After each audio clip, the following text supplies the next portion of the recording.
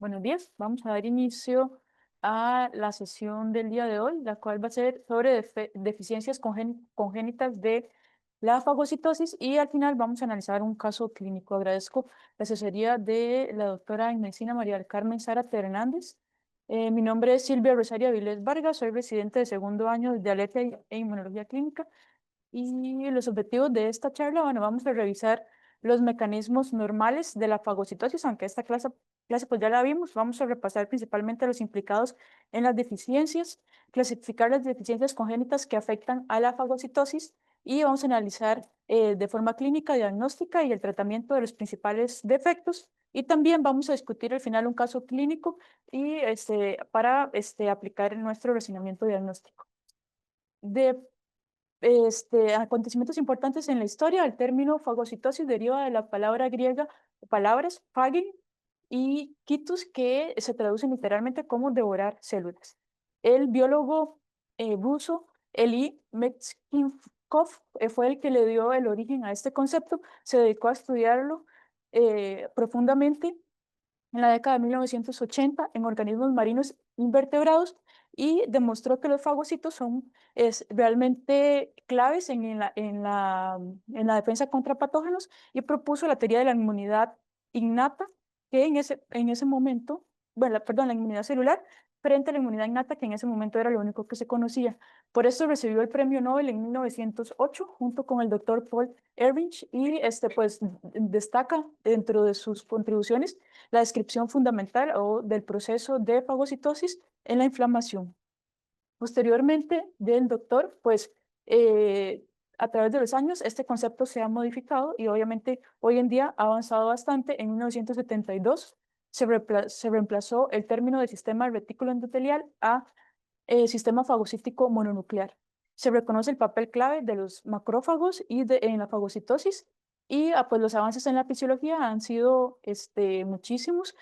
Desde el 1960 hasta el 2000, los doctores Jane Hirsch y Saville estudiaron sobre el tráfico intracelular en los fagocitos y ya posteriormente se descubrió la célula dendrítica.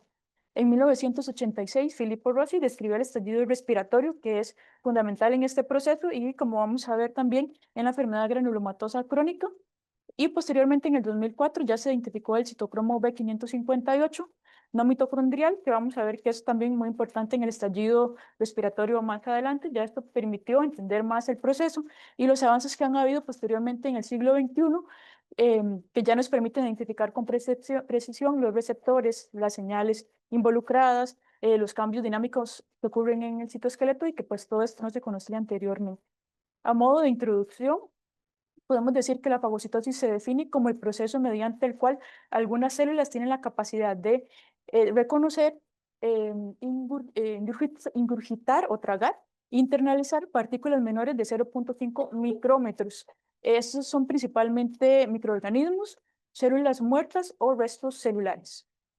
Y se forma un fagosoma que posteriormente se fusiona con los lisosomas para degradar este contenido y pues, decirlo así, pues matar esos microorganismos que iban a causar una infección en nosotros, en el cuerpo. Las células que participan en la fagocitosis, principalmente los neutrófilos, bueno, estas tres, neutrófilos, macrófagos y células dendríticas. Los neutrófilos son las células más abundantes y tienen la respuesta más rápida en las infecciones.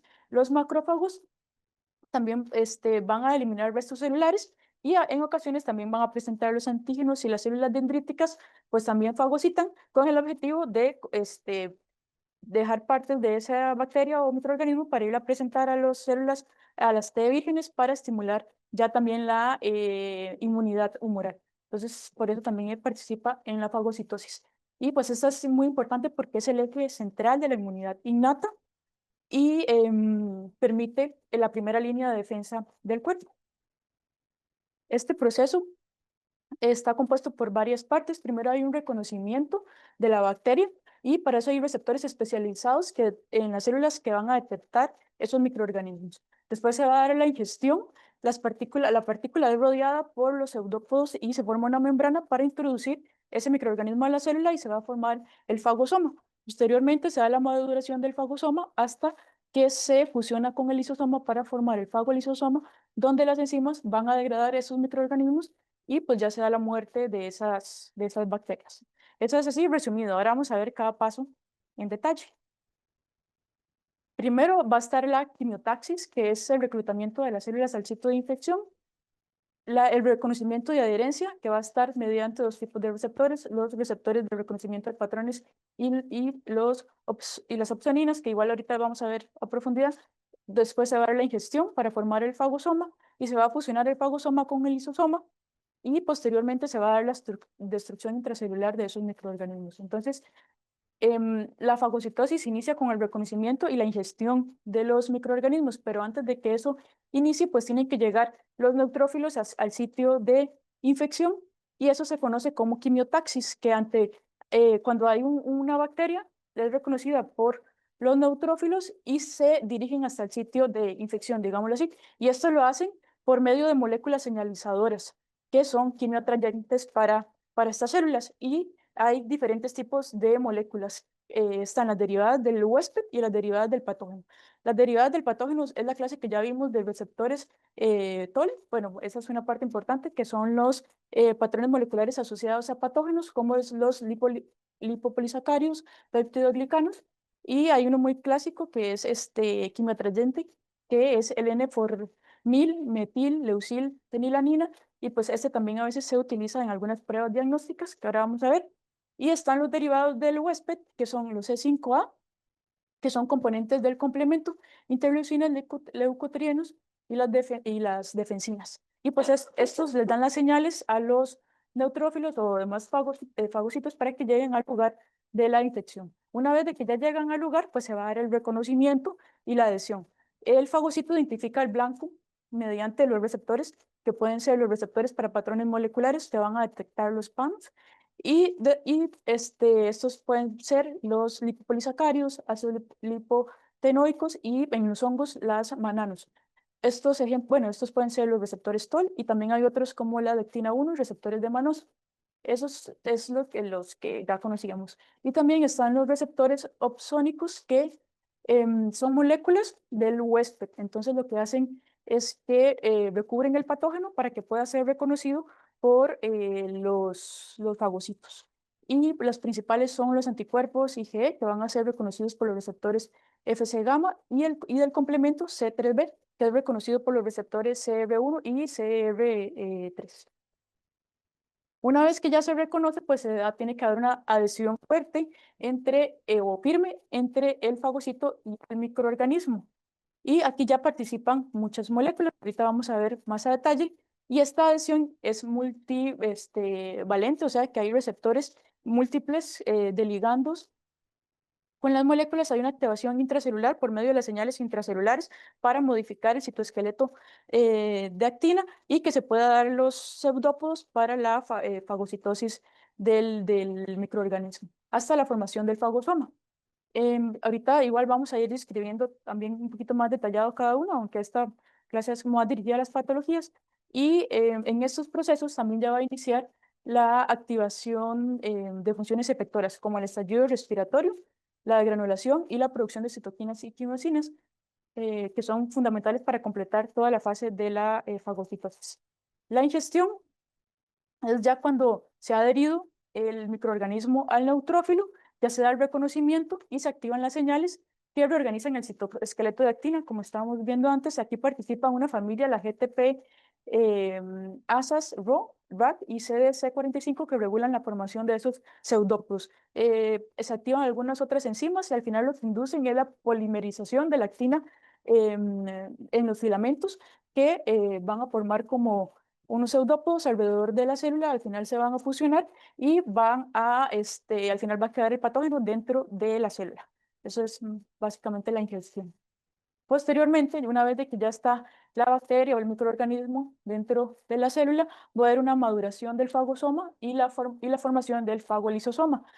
Va a haber un fagosoma temprano que se va a fusionar con endosomas tempranos y aquí van a participar algunas moléculas que lo van a regular, como el RAP5, y posteriormente esto va a ir acidificando su pH progresivamente para poder ir llevando a cabo cada proceso y entre más ácido, pues al final se da la muerte de la bacteria. Entonces el pH aquí inicialmente va a ser de 6.5, ya después se forma el fagosoma tardío que se va a fusionar con lisosomas tardíos, aquí ya va a participar moléculas como RAP7 y va a estar un pH de 5.5. Y finalmente se fusiona con los lisosomas y se forma el fagolisosoma, donde la acidez y las enzimas ya van a degradar el patógeno. Una vez de que ya se forma el fagolisosoma, pues hay muchos mecanismos que van a lograr la digestión de estos microorganismos. Entonces, primero, como ya vimos, el pH ácido por medio de la bomba ATPase, que va a ir acidificándolo cada vez más. Después hay enzimas degradativas como la catepsina, proteasa, lisosomas y lipases. Y algo fundamental, que ahorita también vamos a ver en la parte de las patologías, es el estrés oxidativo o la formación de superóxidos mediante el estallido respiratorio, que esto ya es lo que termina matando a esos microorganismos. Y el pH va a ser finamente regulado en cada etapa para poder completar el proceso. Bueno, ya esa clase ya la habíamos visto, ¿verdad? Pero era un repaso para ya poder ubicarnos en cada patología, en la parte de cada patología donde hay una deficiencia que me va a originar las inmunodeficiencias, bueno, los errores innatos de la inmunidad. Entonces, en el 2024, UIS sacó esta clasificación, la más actualizada, sobre los errores en la fagocitosis y lo divide, está en la tabla número 5 y lo divide en 4 principales. Entonces, van a estar primero las neutropenias congénitas, van a estar después los defectos de la movilidad y los defectos en el estallido respiratorio y por último los que no son ligados, los que no son por linfocitos. Entonces, vamos a ir tratando de hablar de las principales, de las más importantes de cada uno, vamos a ir viendo dónde están los defectos en cada parte del proceso de fagocitosis. Primero vamos a hablar de las neutropenias congénitas y es un trastorno hereditario y va a haber un defecto en la hematopoiesis con mutaciones defectuosas o una que va a llevar a una maduración defectuosa de los neutrófilos. Se caracteriza porque va a haber una neutropenia congénita grave donde van a haber menos de 0.5 por 10 a las 9 neutrófilos por litro o menos de 500 neutrófilos por microlitro para ubicarnos mejor. Y esto se va a traducir en la médula ósea en que hay un bloqueo en la maduración a nivel de los promielocitos. Entonces, el proceso de maduración del neutrófilo pues se va a ver detenido aquí en los promielocitos y no se va a completar, no van a haber maduros, no se va a poder llevar a cabo el proceso normal de hematopoiesis. Entonces, clínicamente van a haber infecciones recurrentes del periodo neonatal y va a haber un alto riesgo de leucemia en estos pacientes. Es una enfermedad en realidad rara que hay aproximadamente 3 a 8.5 casos por millón. Sin embargo, el diagnóstico se encuentra de que se está subestimado, o sea, que no se diagnostica todos los casos como deberían ser. Y esto se ve influenciado principalmente por la morbilidad o el éxito de los embarazos o la muerte de estos que no se llegan a completar y el acceso a diagnósticos o el desconocimiento de los médicos sobre el tema, pues no se sospecha la enfermedad, no se diagnostica. La herencia pueden ser autosómicos dominantes o hay algunas mutaciones recesivas. La autosómica, la más importante, es la de ELANE, que es la patología que vamos a ver de estas. Y las mutaciones recesivas, pues hay muchos genes afectados, entre esos el HAX1, que es principalmente en poblaciones consanguíneas, como en Turquía o en el Medio Oriente. Y en Israel se ha encontrado también que hay una alta frecuencia de G6PC3, que es el 25% de los casos de neutropenia congénita en ese país, que también va a ser autosómica recesiva. Vamos a hablar, bueno, como vimos en la clasificación del IRIS, hay muchísimas. Vamos a hablar de las más frecuentes. La neutropenia congénita grave más frecuente es la mutación de ELANE, que se llama también neutropenia severa congénita tipo Kochman o ELA2. Y básicamente va a haber un defecto en la codificación de la elastasa de neutrófilos, que es fundamental para terminar el proceso de maduración, ya que es una serina proteasa citotóxica que se almacena en los gránulos azufilados. Entonces, si hay un defecto en ella, no se hidrolizan proteínas de superficie importantes como esta que es muy importante, que es el factor estimulante de colonias de granulocitos. Al no estimularse este factor, no se va a completar el proceso de maduración y pues van a estar inmaduros, no van a ser funcionales. El tipo de herencia va a ser autosómica dominante, pero se conocen más de 200 mutaciones de este gen y pues tienen una superposición genética entre la neutropenia cíclica y la neutropenia congénita grave. Eso quiere decir que la genotipificación no define el diagnóstico clínico, porque la misma mutación se puede traducir como leve o como grave. Entonces, ocupamos el diagnóstico clínico y el diagnóstico genético. Y hay algunas mutaciones del gen que sí se asocian con fenotipos más graves y con mala respuesta al tratamiento y mayor riesgo de leucemia en estos pacientes. La presentación clínica desde el periodo neonatal, pues van a tener infecciones graves, pueden ser afecciones en el área del cordón umbilical, fiebre persistente, neumonía en las primeras semanas de vida y a lo largo de los años van a tener celulitis y otitis, septicemias. Hay un compromiso orodental muy importante con una gingivitis precoz en estos pacientes y pueden tener actos bucales recurrentes. El diagnóstico, pues van a ser pacientes que tienen un recuento de neutrófilos bajos desde el principio, como ya vimos, menos de 500 neutrófilos por microlitro, que se van a estar presentando repetidamente. Durante las infecciones se pueden aumentar el conteo de neutrófilos o puede disminuir si se agotan más bien. Y si se sospecha o si estamos viendo esto, es importante medirlo 1 a 2 veces por semana durante 2 o 3 semanas para poder ya confirmar que si tienen un recuento absoluto de neutrófilos bajos. Una vez de que ya se confirma esto, el siguiente paso sería el examen de médula ósea, que está indicado de forma precoz, donde ya vamos a encontrar en los pacientes que tienen esta enfermedad un bloqueo madurativo de la granatopoyesis. Entonces va a haber un aumento de los promielocitos y van a disminuir los metamielocitos o las formas de neutrófilos maduros. Y pues la biopsia también es útil para descartar que no sea también otra patología que está enmascarando como una leucemia, anemia plástica o mielodisplasia. El análisis genético, entonces en la patología, va a ser autosómica dominante y es la causa más frecuente, como ya vimos.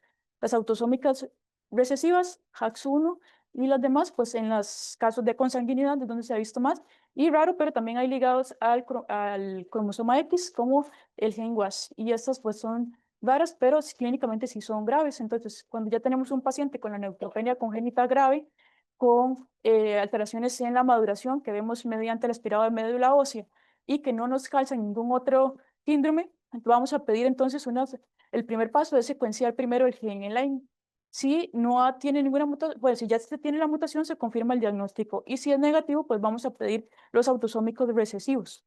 Si fueran negativos, ya sí implicaría completar un panel completo o multigenético o la secuenciación del exoma completo. El tratamiento va a ser el factor estimulante de colonias de granulocitos o filgastrin, que el objetivo es mantener un recuento absoluto de neutrófilos mayor a 1000 por microlitro. Y la dosis va a depender de la neutropenia congénita grave, que esta sí se recomienda 5 microgramos por kilo por día, o si es cíclica, que es de 1 a 3 microgramos kilo día. Se va a ajustar cada 10 a 14 días según la clínica del paciente. Y también hay casos donde no son respondedores al factor estimulante de colonias, y es cuando a pesar de que se tiene una dosis de 50 microgramos por kilo por día, no se logra tener niveles mayores a 500 neutrófilos por microlitro. En estos casos, pues el trasplante de células madre hematopoyéticas sería el tratamiento de elección en estos pacientes. Y entonces, las indicaciones para el trasplante, como ya dije, pacientes que no responden al tratamiento o pacientes que desarrollan leucemia amiloide aguda o algún síndrome mielodisplasia, pues entonces estaría indicado el trasplante, que en realidad tiene una sobrevida a 5 años del 80%. Entonces, pues es efectivo. Y como todo, pues tiene el riesgo de la enfermedad de injerto contra huésped o infecciones y neoplasia, pero sería el tratamiento de elección en los pacientes que no están respondiendo al tratamiento. Ok, bueno, entonces eso muy resumido, fue las neutropenias congénitas graves. Y ahora vamos a entrar a las deficiencias de adhesión leucocitaria, que pues esto también es un tema extenso. y son un grupo de trastornos autosómicos recesivos causados por defectos en los leucocitos y en las moléculas de adhesión. Normalmente cuando va el leucocito en el torrente sanguíneo, pues hay un estímulo de que hay una infección y va a responder a eso. Entonces, el proceso es un proceso dinámico y es desde que el linfocito va en el vaso sanguíneo hasta que llega al lugar de la infección, se denomina cascada de adhesión. Hay diversas fases de la cascada de adhesión, ahorita vamos a ir viendo con detalle, y los defectos en varias de estas moléculas dan como resultado que esta cascada no se dé de forma adecuada, y esto es lo que nos daría los síndromes de deficiencia de adhesión leucocitaria. Se han descrito 3 síndromes, cada uno con una alteración en un proceso de la cascada. Podemos decir que la cascada de adhesión leucocitaria permite entonces el reclutamiento de los leucocitos desde el torrente sanguíneo hasta los tejidos inflamados, y se lleva principalmente a cabo en las vénulas postcapilares. Entonces va a ir por la fuerza de descellamiento el neutrófilo, y la primera fase va a ser el rodamiento, donde participan las lectinas, perdón, que están en el endotelio, y pues van a reconocer ahí los fagocitos. Posteriormente se da la activación de las integrinas y por último la adhesión mediante las integrinas y estas otras moléculas en el endotelio, que ya también vamos a ver cada paso, y se da la transmigración del fagocito a los tejidos. Entonces, básicamente ese es el proceso. Para que esto se dé y se dé una interacción entre los leucocitos y el endotelio, hay muchas moléculas que nos van a ayudar. Están las selectinas, las integrinas y la superfamilia de inmunoglobulinas. Entonces, las selectinas están localizadas principalmente en los leucocitos y en las células endoteliales, y como ya vimos, median la migración y el rodamiento celular en el inicio de la etapa. Después, las integrinas más bien van a promover la adhesión firme de los leucocitos y están formadas por heterodímeros alfa y beta, y está la subclase beta 2, que esta es muy importante también en la patología, vamos a ir más adelante viéndola, donde está la cadena beta común, que es CD18, y pues cuando hay alteraciones en esta cadena nos van a producir también estas patologías.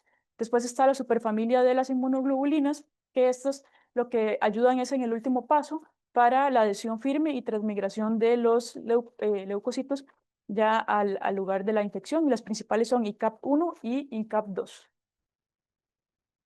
Ok, entonces ahora sí vamos a hablar de la deficiencia de adhesión leucocitaria tipo 1, que esto es cuando resulta en una deficiencia o un defecto en el CD18, que es la cadena beta común, como ya vimos, de las integrinas beta 2.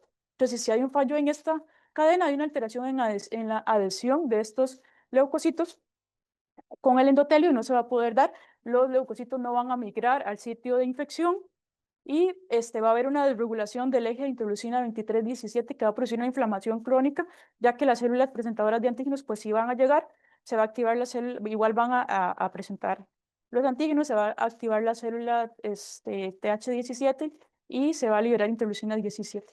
En la clínica de estos pacientes, bueno, van a tener una separación tardía del cordón umbilical, más de 30 días, van a haber infecciones cutáneas y mucosas bacterianas fúngicas recurrentes, y va a haber una leucocitosis marcada sin formación de pus.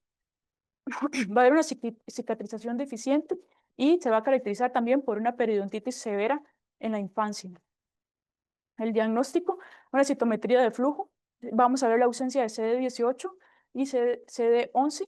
Entonces, según la expresión, si están menos de 2%, vamos a tener una enfermedad grave con un riesgo de muerte a los 2 años si no se trasplanta.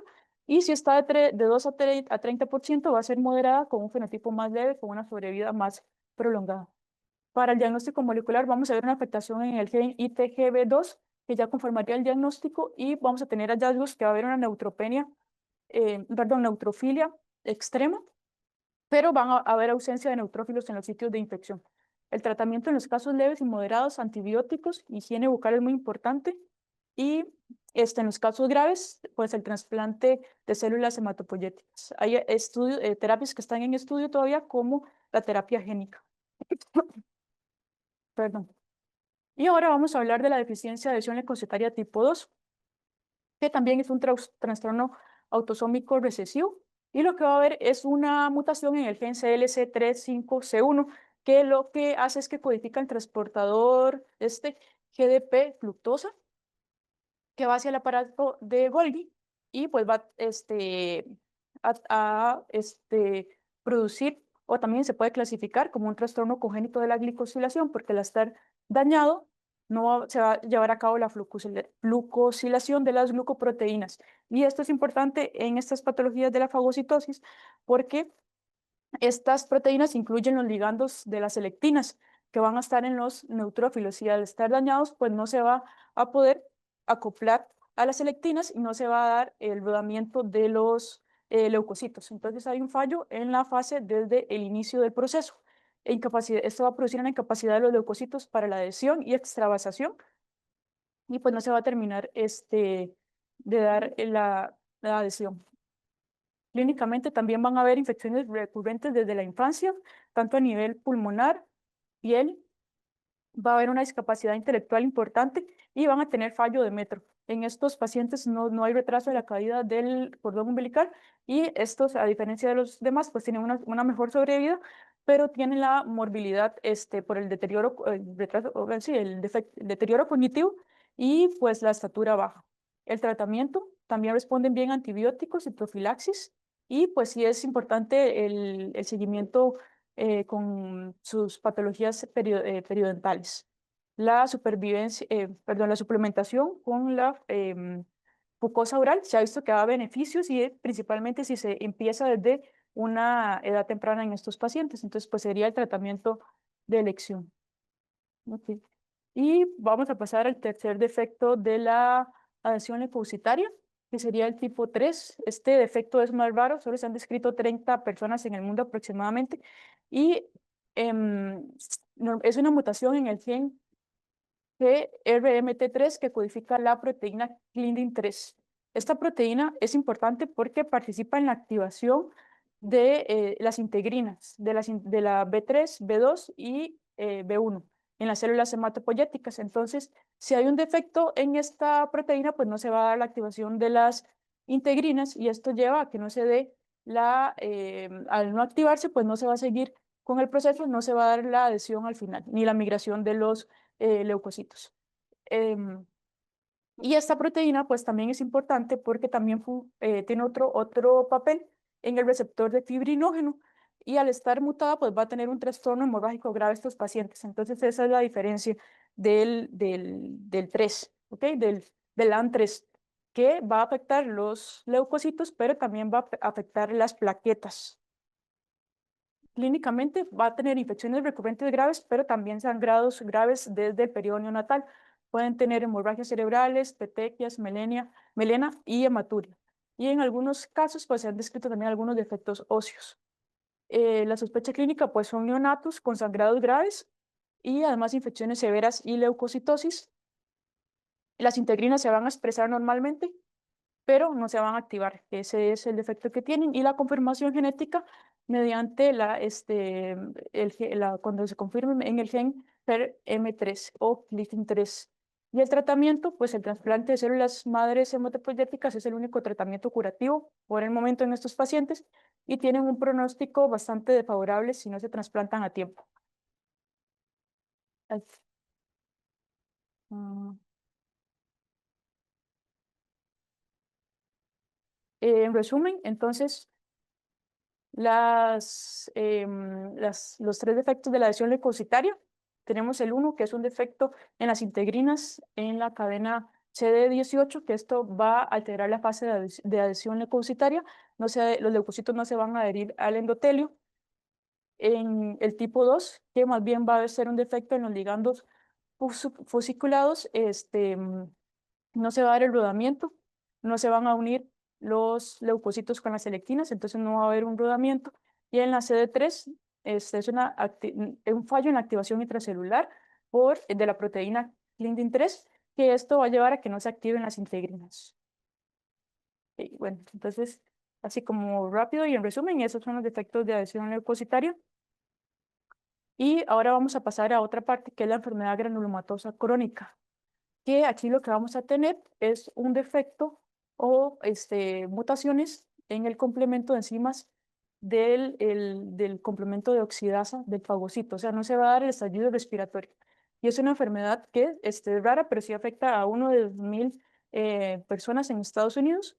Hay dos formas de herencia, está ligada al cromosoma X, que esa es la más prevalente, aproximadamente 66% de las personas que tienen esta enfermedad va a ser por esta mutación en el gen CIBB, que codifica la subunidad GP91-FOX de la subunidad beta del citocromo B558, que ahorita vamos a ver en una imagen cuál es la importancia de esta subunidad. Y también es autosómica recesiva. Esto es más raro, pero sí se dan poblaciones consanguíneas y principalmente por la deficiencia en el P457-FOX, que es otra subunidad del complejo de NADPH. Entonces, normalmente los fagocitos utilizan el NADPH oxidasa para generar especies reactivas de oxígeno. Cuando hay una deficiencia en alguna de estas subunidades del complejo, pues no se va a dar la formación de radicales libres ni de especies reactivas de oxígeno, entonces pues no se va a dar la muerte de estos patógenos. Normalmente, en este proceso del estallido respiratorio, el NADPH dona 2 electrodos al oxígeno normal para que se forme el superóxido, el superóxido. Si hay un daño en cualquiera de estas subunidades, el proceso no se va a dar de la misma forma, y esto es lo que pasa en esta enfermedad. Entonces no se va a formar el superóxido, y esto va a llevar a que el ácido hipoclorómico hipocloroso, perdón, tampoco se pueda producir, y no se va a dar el estallido respiratorio. Entonces, estos microorganismos al final van a sobrevivir, y es por eso que este proceso es muy importante también en las enfermedades, en los defectos de la fagocitosis. Clínicamente, estos pacientes van a tener infecciones bacterianas y fúngicas graves en pulmón, piel, hígado, por microorganismos típicos que serían Aspergillus, Staphylococcus aureus, Serratia y Nocardia. Y van a haber fúngicas, que también es la principal causa de muerte en estos pacientes, que van a ser infecciones graves. Las manifestaciones inflamatorias van a haber granulomas en el tubo digestivo, en el sistema urinario y en los pulmones y hígado. Pueden tener una colitis granulomatosa que se puede confundir con el diagnóstico diferencial de las enfermedades inflamatorias intestinales. Estos pacientes van a tener un retraso en el crecimiento. Al momento del diagnóstico, 75% lo van a tener. Y también van a tener enfermedad pulmonar crónica, hepatopatías y uropatías. La autoinmunidad también va a estar presente mayor y principalmente en las portadoras ligadas al X. Pueden tener lupus, artritis idiopática juvenil, púrpura trombocitopénica idiopática y nefropatía por IgA. Hay que sospecharlo cuando hay pacientes con infecciones recurrentes graves, principalmente por bacterias coagulasa positiva, productoras de coagulasa, como Staphylococcus aureus, Aspergillus, que sería la principal causa de muerte en estos pacientes. Y con los pacientes que tienen historia familiar o que hay algún familiar ya con el diagnóstico confirmado, pues el tamizaje desde el periodo neonatal es muy importante. Para el diagnóstico, pues son pruebas dinámicas funcionales. La prueba preferida es la DHR, dihidrorhodamina, que es cuantitativa, permite identificar la cantidad de radicales libres, así a gran escala, en neutrófilos que han sido estimulados. Permite también detectar defectos de formas ligadas al cromosoma X, autosómicas y en portadores. También otra prueba es el NBT o nitroazul de tetrazoilo, pero este es menos sensible y es operador dependiente, entonces el principal y el que enviamos de primera instancia sería el DHL. Y la confirmación genética, pues hay que secuenciar a los genes.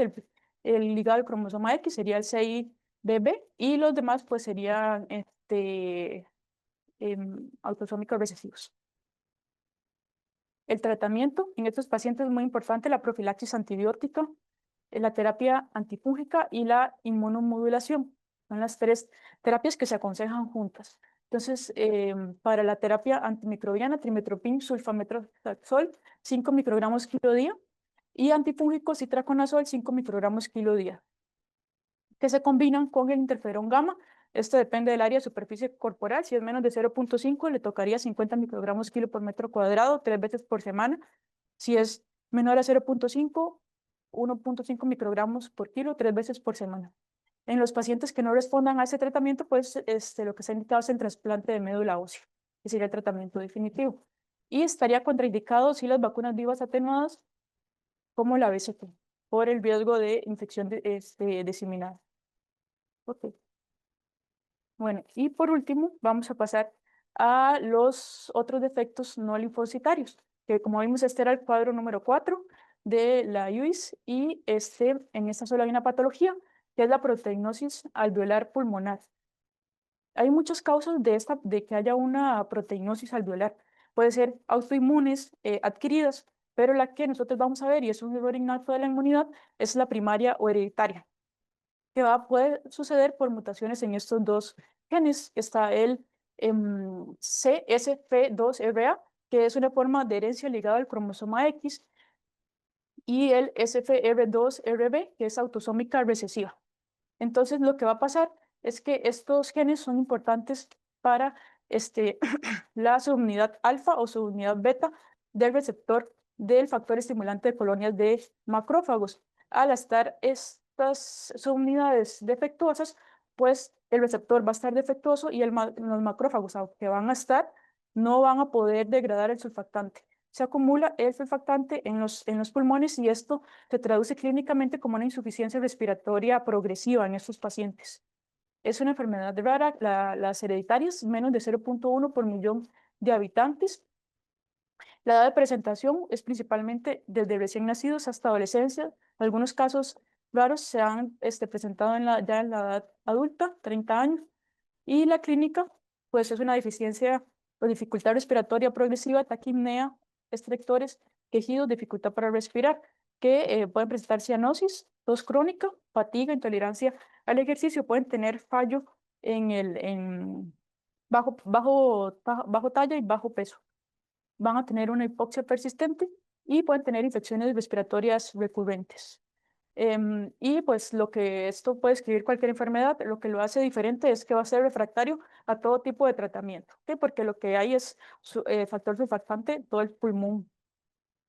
Entonces, como ya dije, dependiendo del diagnóstico, según la clínica, que no responde al tratamiento, vamos a encontrar en la radiografía de tórax opacidades bilaterales, y en la imagen del TAC podemos tener una imagen en vidrio esmerilado y pavimento adoquinado, que así es como lo describen estos.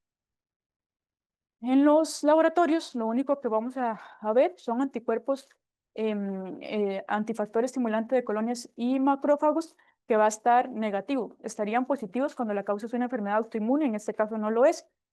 Y los niveles séricos pues van a estar aumentados porque lo que está es un defecto en el receptor y no en el factor estimulante de colonias.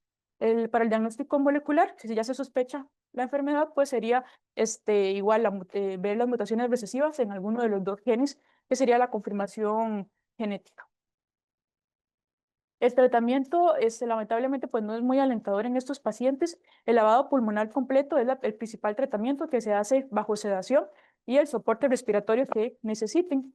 El tratamiento con el factor estimulante de colonias exógeno no va a ser eficiente, o sea, no va a ser eficiente en estos pacientes, ya que ellos sí tienen el factor, lo que no está funcionando son los receptores. Las terapias experimentales pues todavía están en proceso. ¿Cómo sería la terapia génica?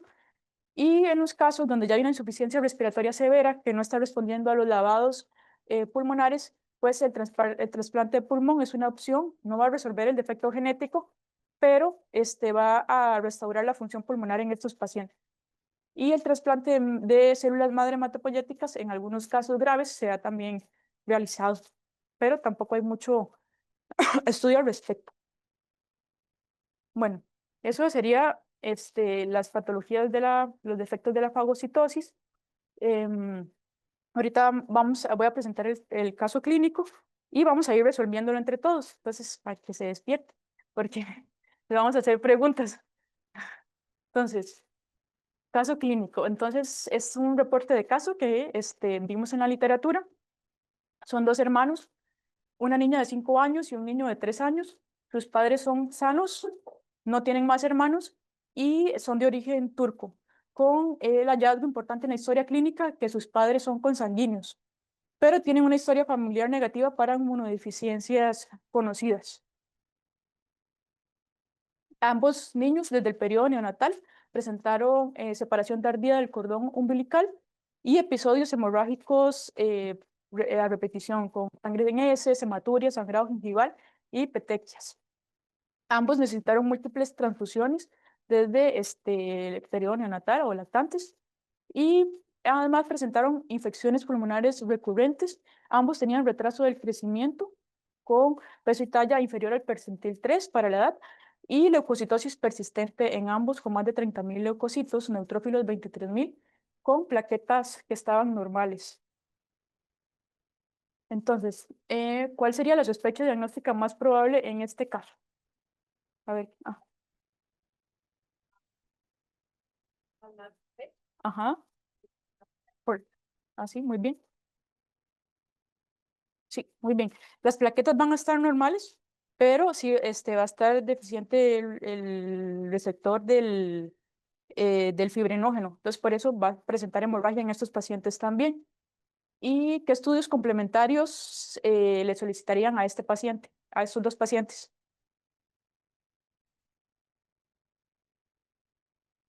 Match.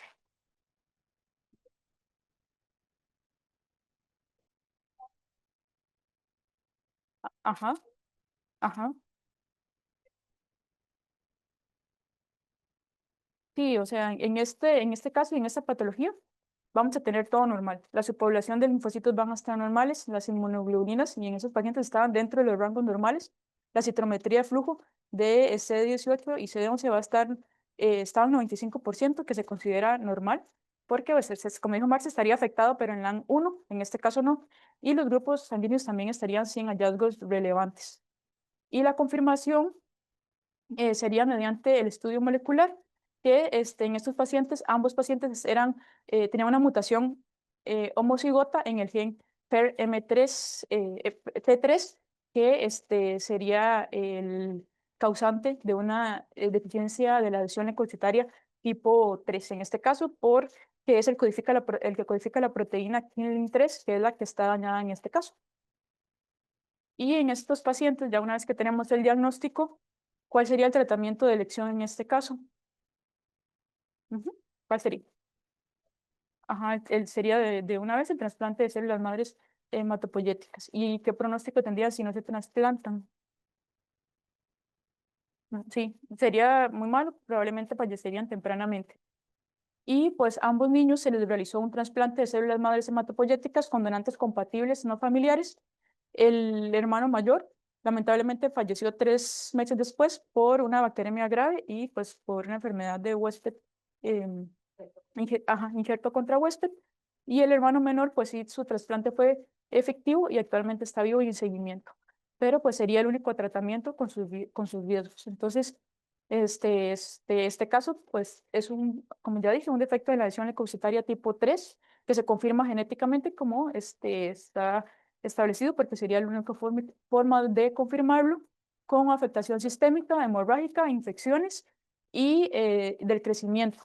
Importante que el trasplante es la única terapia y pues tiene sus riesgos. Pero riesgo-beneficio es lo que había que hacer en estos pacientes. Conclusiones, entonces, las deficiencias congénitas de la fagocitosis son trastornos raros, pero que son potencialmente mortales. Tenemos que sospecharlos tempranamente según la evolución, la frecuencia de infecciones y datos principalmente de patógenos que nos hagan sospechar que hay una deficiencia en la fagocitosis. El diagnóstico se basa en pruebas funcionales como DHR, que sería citometría de flujo, y estudios genéticos, que sería para confirmarlos. Y la sospecha temprana, pues, es crucial para evitar daños en órganos sensibles y secuelas permanentes. Y el trasplante de células madres hematopoyéticas, pues, es la única cura definitiva que se le podría ofrecer a estos pacientes. Y perfecto, sería. Listo. Muchas gracias.